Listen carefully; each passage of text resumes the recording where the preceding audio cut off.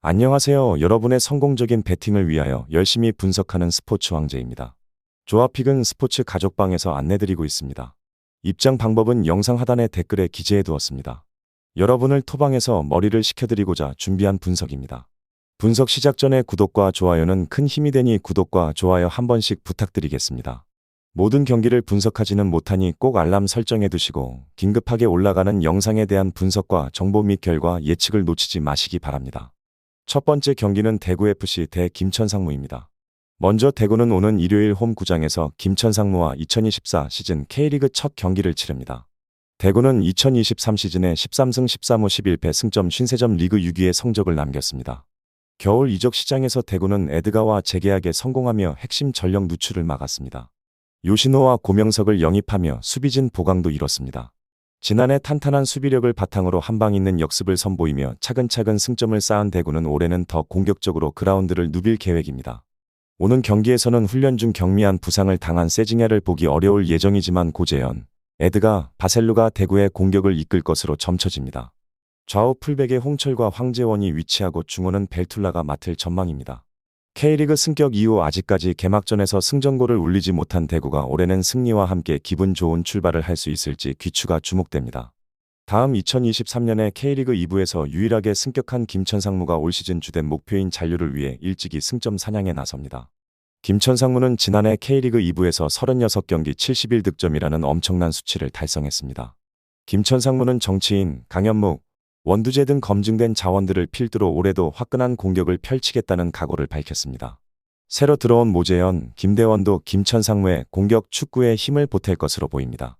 한 시즌 만에 일부 리그 무대를 다시 밟게 된 김천상무가 오랜만에 K리그에서 승리를 맛볼 수 있을지 이목이 집중되고 있습니다.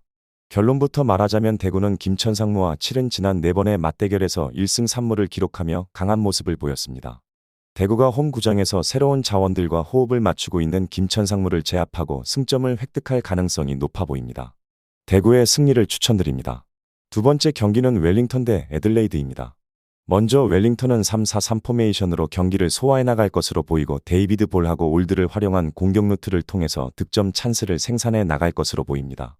백업 자원인 자와다의 활약 여부 역시도 이번 경기의 중요한 키포인트가 될 것으로 예상됩니다. 다음 애들레이드는 4-2-3-1 포메이션으로 경기를 진행해 나갈 것으로 보이고 FC 서울에서 활약했던 주전 공격수 벤 할로란이 직전 경기 퇴장 징계로 인해 이번 경기 결장에 확정되었습니다. 그렇기 때문에 이사이아스하고 반데르사그를 중심으로 공격 패턴을 준비해서 득점포를 가동해 나갈 것으로 예상됩니다.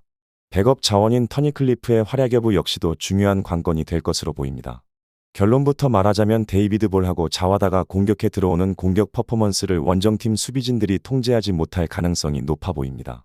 그리고 결정적으로 애들레이드는 주전 공격수 벤 할로란이 퇴장 징계로 이번 경기에 결장하기 때문에 원정팀은 제대로 된 반격도 못해보고 주저앉을 것으로 예상됩니다. 이 경기는 홈팀의 우세 속에서 언더 가능성을 주목해보면 될 것입니다.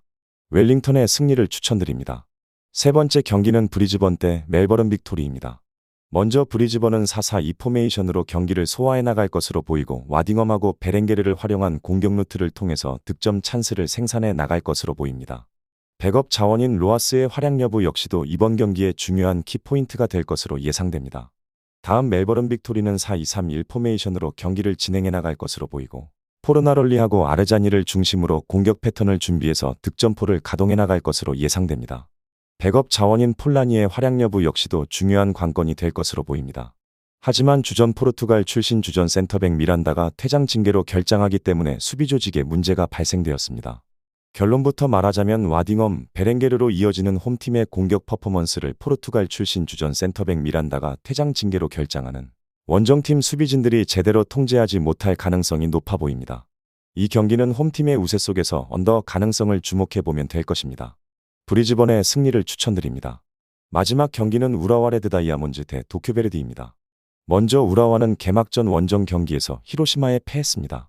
지난 시즌 아챔 우승을 차지했지만 리그와 컵대회 등에서 부진했기에 오프시즌 동안 전력 보강에 열을 올렸는데 출발이 좋지 못했습니다. 호세 칸테의 공백이 보였고 솔바켄도 아직 데뷔하지 못한 점은 아쉬웠습니다.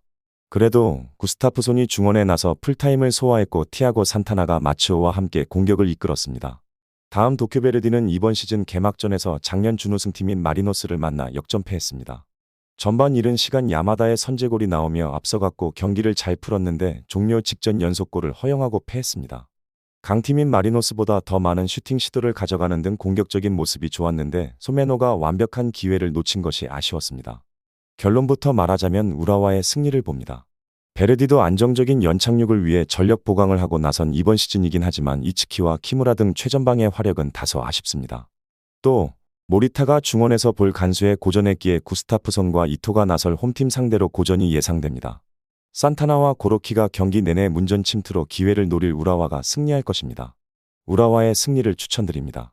이상으로 분석 마치겠습니다.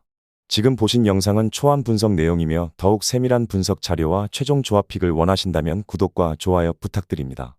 조합픽은 스포츠 가족방에서 안내드리고 있습니다. 입장 방법은 영상 하단의 댓글에 기재해 두었습니다.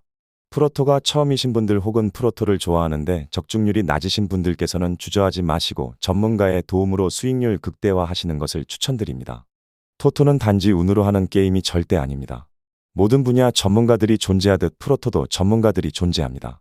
경기 전 다양한 분석 자료 확인 필수이며 가장 중요한 정보력이 수익의 90% 이상 지분을 차지하고 있습니다. 영상 시청해 주셔서 감사합니다.